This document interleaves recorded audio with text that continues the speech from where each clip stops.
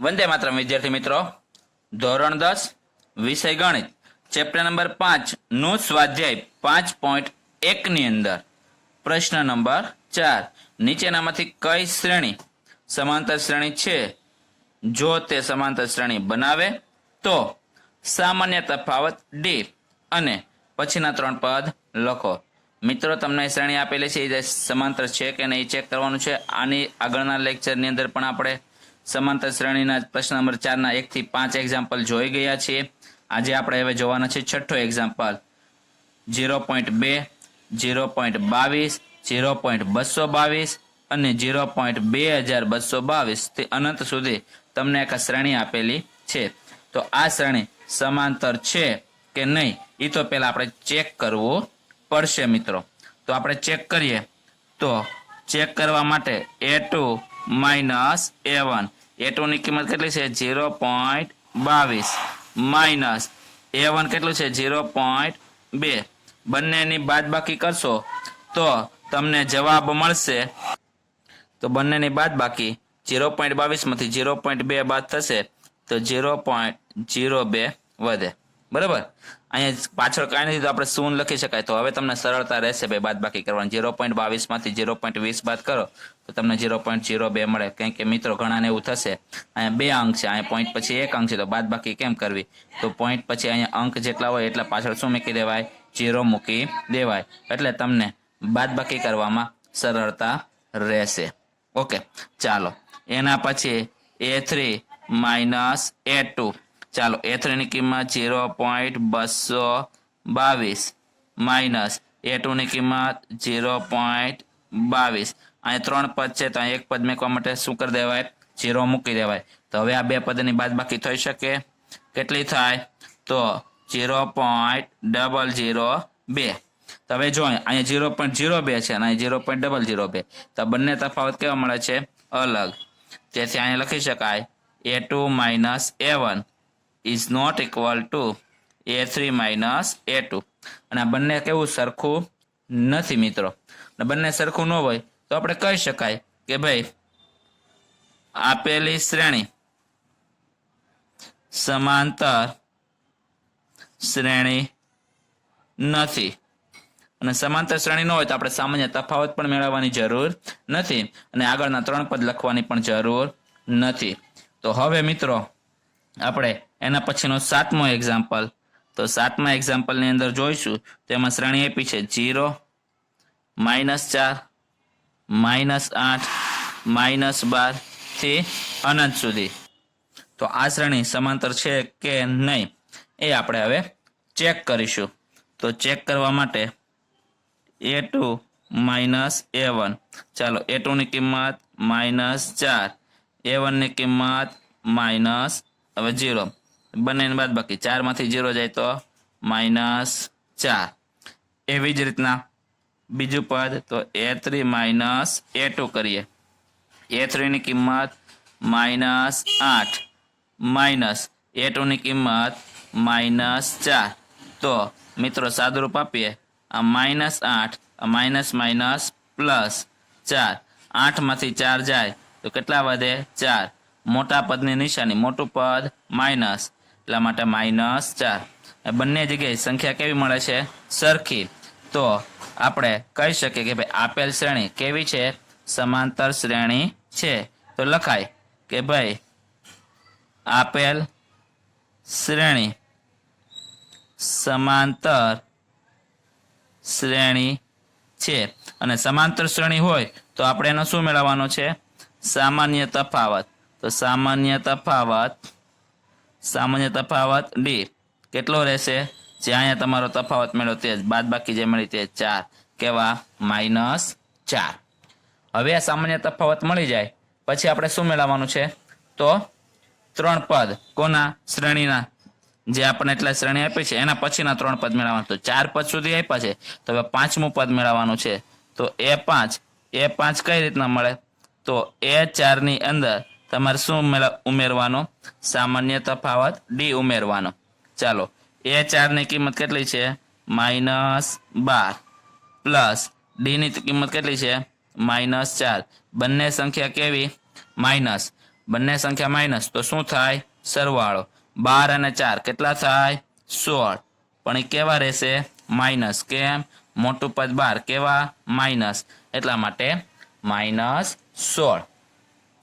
હવે એવી જ રીતના A6, તો A6 એટલે કઈ રીતના મળશે? A5 ની અંદર સામાન્ય તફાવત ઉમેરવાનો. A5 ની કિંમત કેટલી છે? -16. એમાં તમારે સામાન્ય તફાવત -4 ઉમેરો તો કેટલા મળે? -20. એવી જ રીતના A7, તો A7 ની કિંમત A6 પ્લસ D કરો એટલે તમને શું મળે? A7, તો A7 ની કિંમત -20 પ્લસ -4, -20 -4 કેટલા થાય? -24. તો તમને તેના પછી 5મું, 6ઠું અને 7મું પદ મળે અનુક્રમે -16, -20 અને -24. હવે તમારે એના પછી 8મો એક્ઝામ્પલ છે, તો 8મા એક્ઝામ્પલની રકમ છે -1/2, -1/2, -1/2, -1/2, ક્યાં સુધી? અનંત સુધી. તો આ શ્રેણી સમાંતર છે કે નહીં એ તો પહેલા સૌપ્રથમ આપણે શું કરશું? ચેક કરશું અને પછી એના આગળના પદ નક્કી કરશું. તો સમાંતર શ્રેણી છે કે નહીં ચેક કરવા માટે A2 - A1 -1/2 -1/2 સાદું રૂપ આપો -1/2. આ માઇનસ માઇનસ કેવા થઈ જાય? પ્લસ 1/2. -1/2 પ્લસ 1/2 બાદ બાકી શું થાય? 0. તેથી અહીં તમને A2 - A1 કેટલી મળે છે? 0. એવી જ રીતના A3 - A2, ચાલો A3 ની કિંમત -1/2, A2 ની કિંમત -1/2. ચાલો -1/2 માઇનસ માઇનસ પ્લસ 1/2 કિંમત કેવી મળી? સરખી. તો આ શ્રેણી સમાંતર છે એવું કહી શકાય. તો લખી શકાય આપેલ શ્રેણી સમાંતર શ્રેણી છે. અને સમાંતર શ્રેણી હોય તો એનો સામાન્ય તફાવત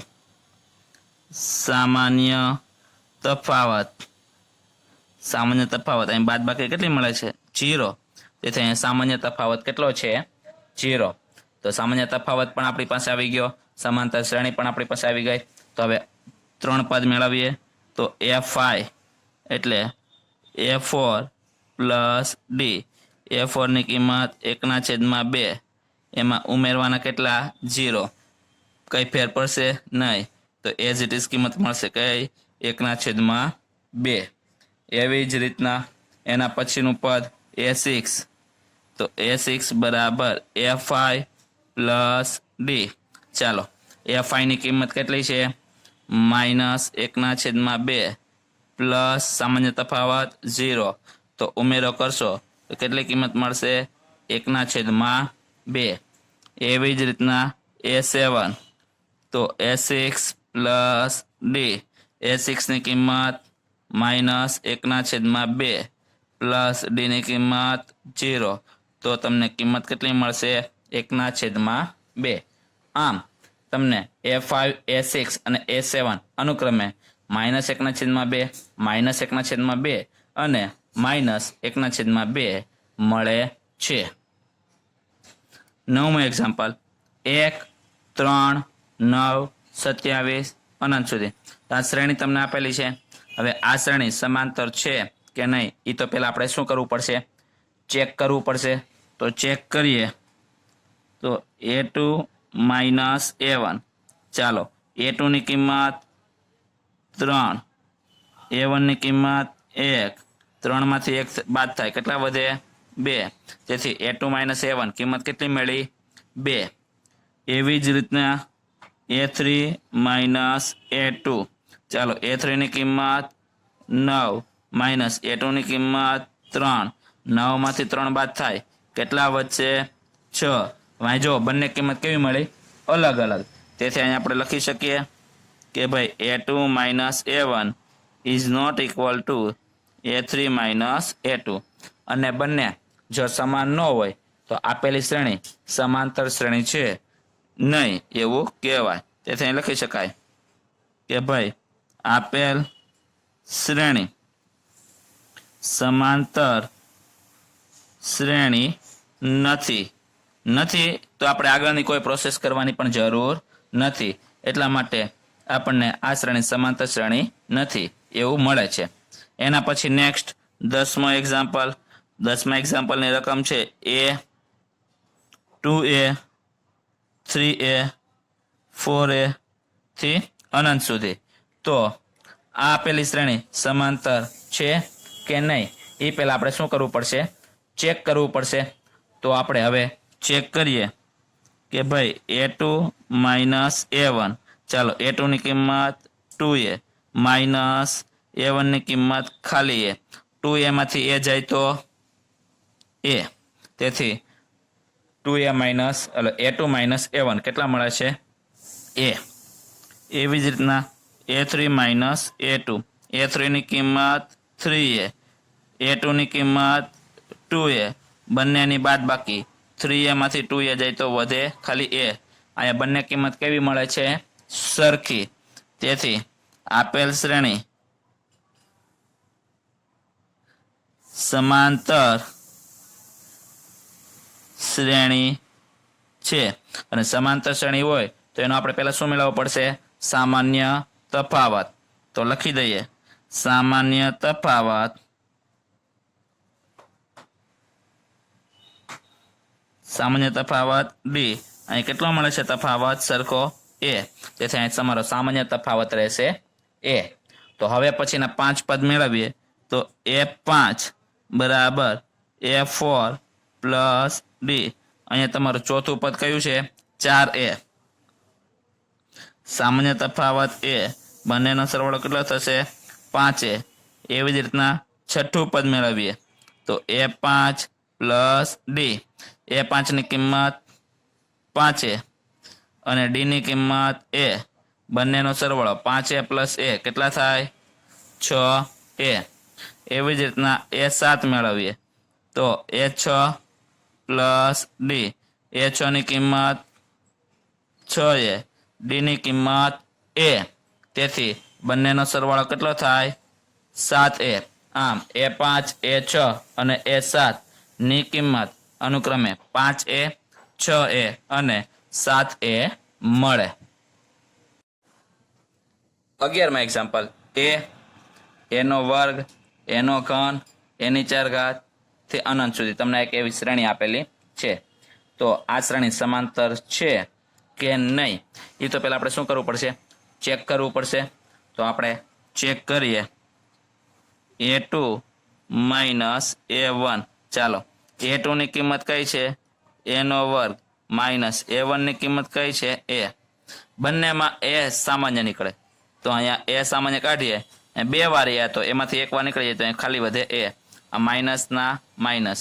એક વાર a સામાન્ય નીકળી ગયા તો કાંઈ ન વધે તો કેટલા વધે? 1. તેથી અહીંયા તમને a ઇન્ટુ a માઇનસ 1 વધે. બરાબર. એવી જ રીતના a3 માઇનસ a2 કરીએ.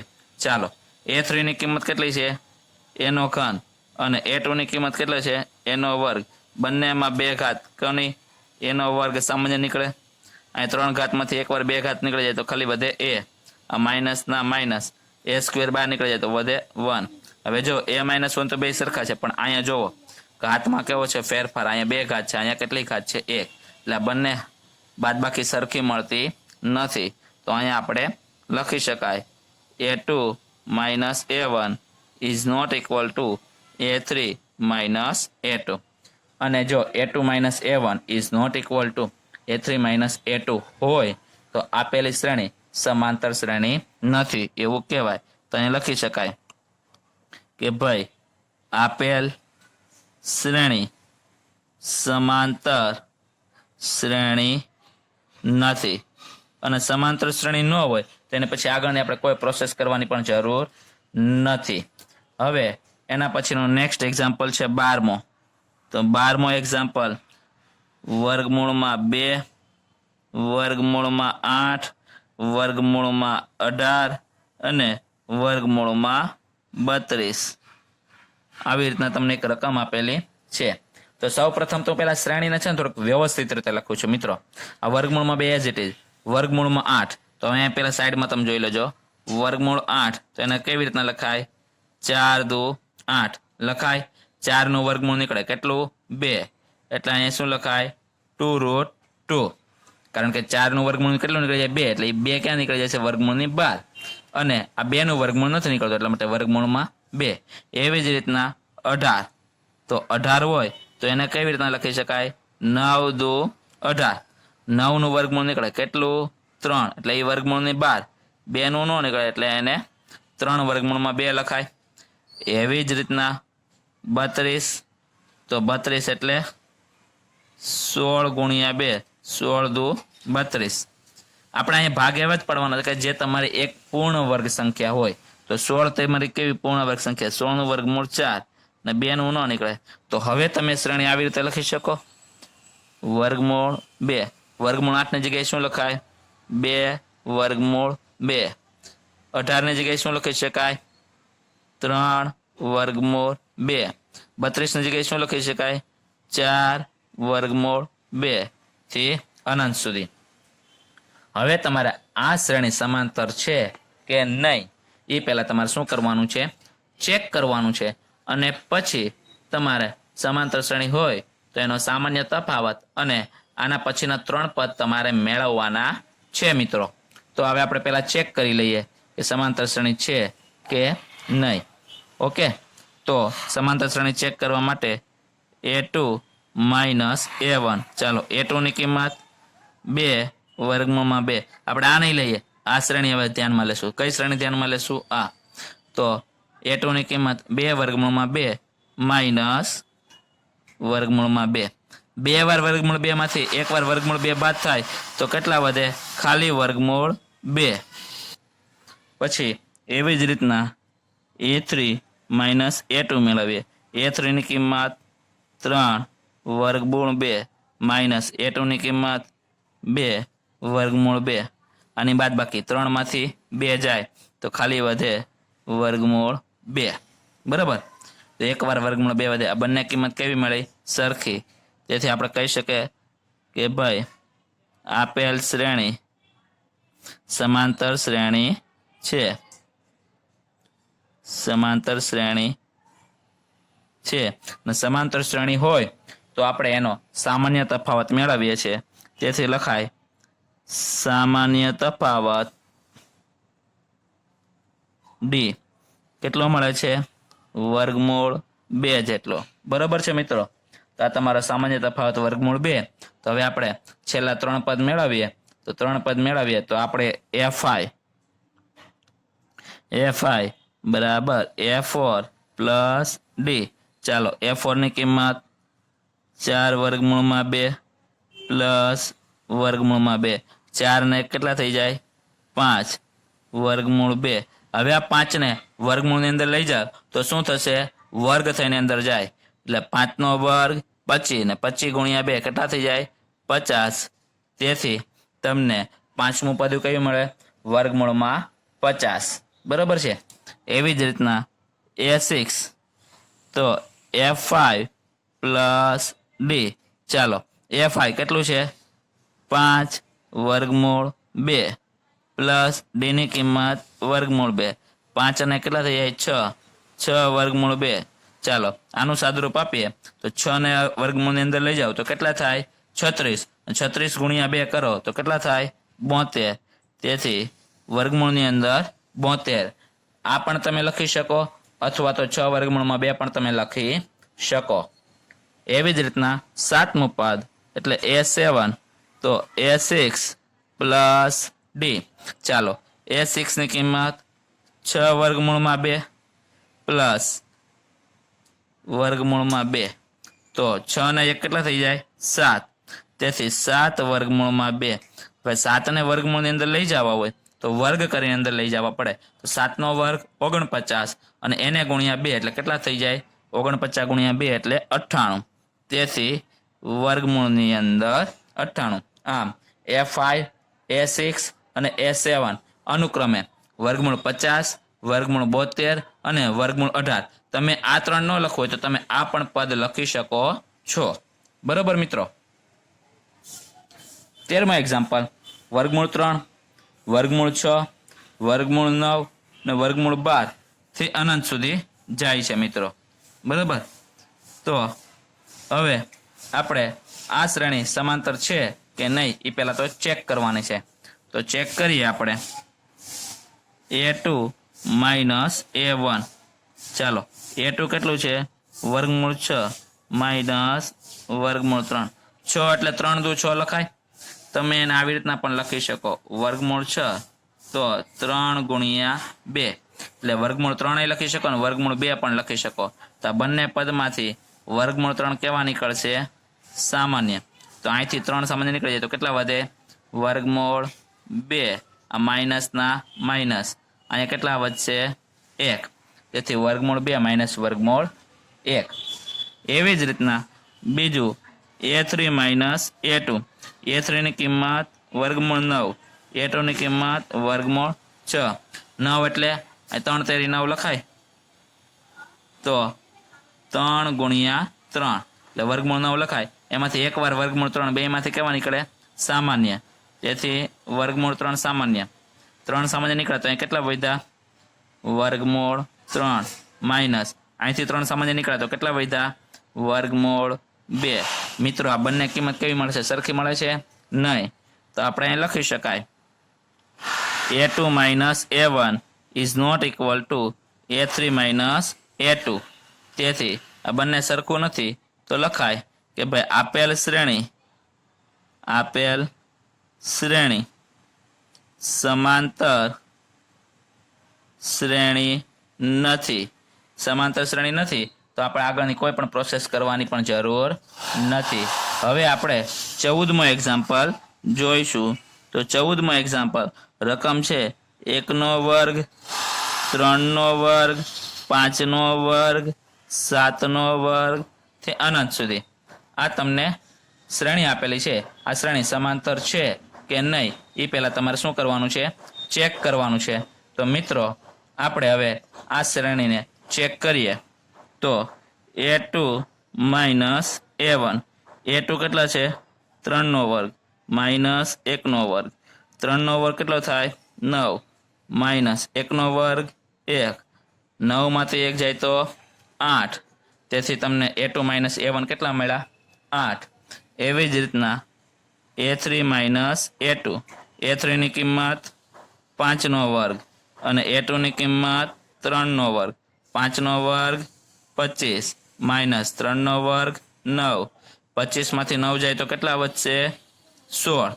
હવે જુઓ મિત્રો, અહીંયા પણ કિંમત કેવી મળે છે? અલગ અલગ. તેથી અહીં લખી શકાય a2 minus a1 is not equal to a3 minus a2. આ બંને સરખું નથી. તેથી લખી શકાય કે ભાઈ આપેલ શ્રેણી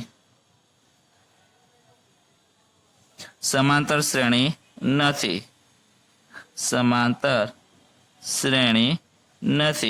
અને સમાંતર શ્રેણી ન હોય તો આગળની કોઈ પણ પ્રોસેસ આપણે કરવાની નથી. 15મો એક્ઝામ્પલ, 1નો વર્ગ, 5નો વર્ગ, 7નો વર્ગ, 73 થી અનંત સુધી. આ તમને એક શ્રેણી આપેલી છે મિત્રો.